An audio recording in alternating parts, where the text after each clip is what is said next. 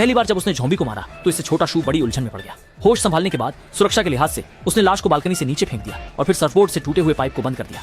Switch और श्रीजेंद्र Thuy लाइतौला virus पौफा के बाद दिनांक 43वें दिन घर के अंदर छोटा शुया पहले से उभरे हुए किनारे पर पहुंच गया है। हर दिन भय और भूख में जीवन जी रहा है, किसी से बात नहीं कर सकता, जबकि वह कंप्यूटर के सामने आत्मसंवाद कर रहा था। अचानक लंबे समय से शांत मोबाइल फोन पर एक संदेश प्राप्त हुआ। छोटा शुये ने सोचा कि उसे उम्मीद मिल गई है, लेकिन यह उसका अंतिम स्ट्रॉ था। धमाकेदार संदेश में एक वॉइस मैसेज था जिसमें लाशों की चीख पुकार और माता पिता की कराहने की आवाजें हैं। यह स्पष्ट है कि छोटे शुये के माता पिता भी खतरे में हैं। वह अब और नहीं सह सका, जमीन पर लेटकर फूट फूट कर रोने लगा। गुस्से में उसकी सोचने की शक्ति क्षीण हो गई थी। वह अब और नहीं सह सका। उसने बेसबॉल बैट उठाया और बाहर की ओर भागा। दरवाजे पर बुरी तरह घायल एवेई अब भी कुत्ते की तरह कूद रहा था। छोटे शुये की इच्छा थी कि उसे पूरी तरह से मुक्त कर दे, लेकिन अंततः उसने हाथ नहीं बढ़ाया। अचानक एक झुंड लाशें भेड़ियों की तरह उस पर झपटने लगी।